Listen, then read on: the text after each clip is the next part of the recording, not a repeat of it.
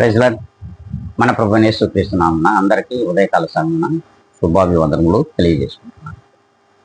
ఈ దినం దేవుడు తన మాట ద్వారా మనందరితో మాట్లాడుతున్నారు.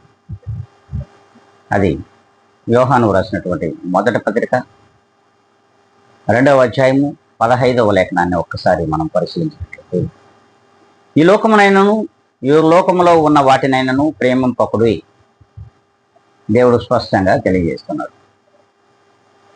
ఈ లోకములో ఉన్న వాటినైనా ఈ లోకాన్నైనాను ఎవడైనాను ప్రేమించిన ఎడల వాడు అపవాది సంబంధి.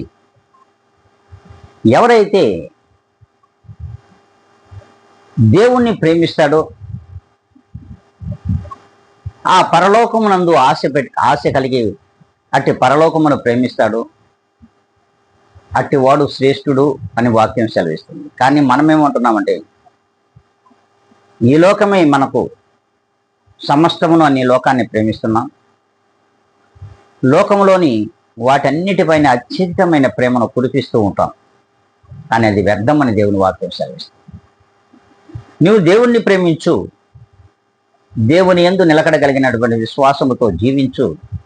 ఖచ్చితంగా నీ యొక్క ప్రేమ మరి పరలోక రాజ్యానికి చేరుతుంది. అట్టి పరలోక రాజ్యంలో నీవు దేవుని యొక్క సింహాసనము ప్రక్కన కుడి వైపున నీవు ఆసీనుడువు కాగలవు.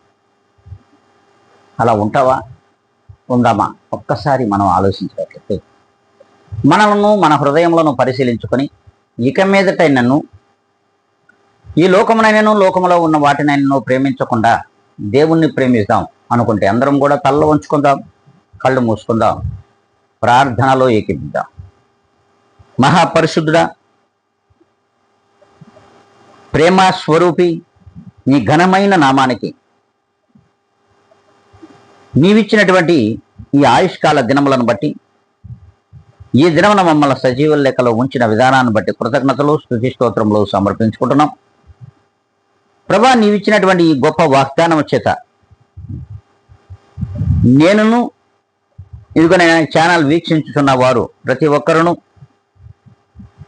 వీక్షించడమే కాకుండా వింటున్నటువంటి ప్రతి ఒక్కరిని కూడా మీ యందు ప్రేమ పెంచుకొని పరలోకమునందు ఆశ కలిగి జీవించడానికి కృపా సహాయాన్ని మెండుగా దయచేయమని, ప్రతి ఒక్కరిపైన మీ ఆత్మను కుమ్మరించమని బ్రతిమలాడుకుంటూ, నన్ను నేను అతి మిక్కిలిగా తగ్గించుకొని యేసు క్రీస్తు యొక్క గొప్ప ఘనమైన నామమున అడిగి వేడుకొని ప్రార్థిస్తున్నాను మా ప్రియ గొప్ప పరలోక తండ్రి.